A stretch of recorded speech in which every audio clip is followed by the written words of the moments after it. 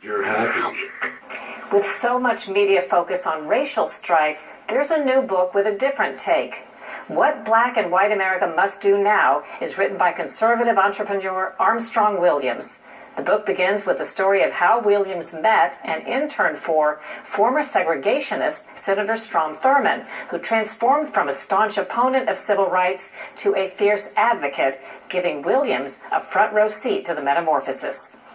And so he championed the civil rights movement, the Voting Rights Act. He's the reason why Martin Luther King got his national holiday. I'm the one that set up the meeting with he and Coretta Scott King, because she never thought that a former segregationist could champion such causes, but he did.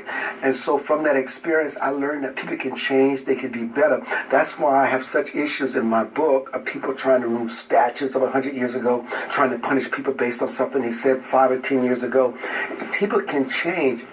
You write that you have never in your life experienced racism. Is it possible that you just never looked at it that way? It's never been a part of my growth equation. It's impacted me in no way at all. And maybe it is the mindset. I decide what I rent space to. I decide what I want to accept in my mind. And maybe it may have been there, but the good news is I never could see it. You say your attitude is responsible for your success as the second largest minority broadcast television owner in America. You feel as though if you had had a different mindset, none of this would have happened for you?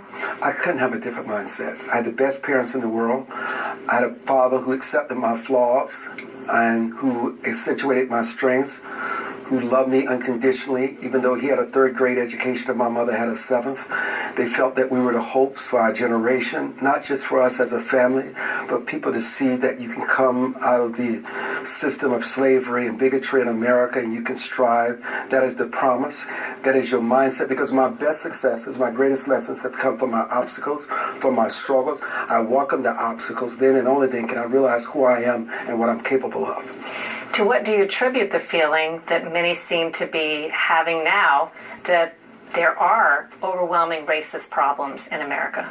Well, the problem with George Floyd, Breonna Taylor, Arbery, is that when you see what happens to them, you want to see them as black. You want to see the law enforcement officers as white.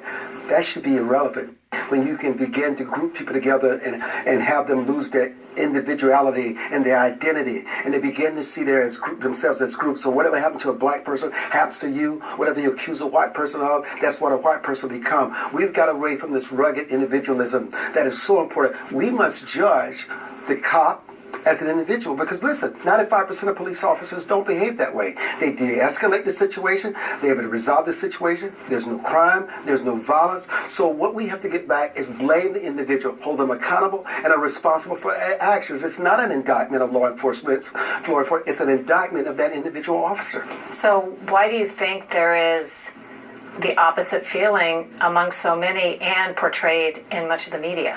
Because we don't say it loud enough, we don't say it enough, but you cannot legislate the heart. And the best medicine from the heart is dialogue. No matter how tough, how difficult, really having those raw conversations where people can be honest in what they believe, even if it sounds racist, even if it sounds bigoted, you know what the end goal is, a better America.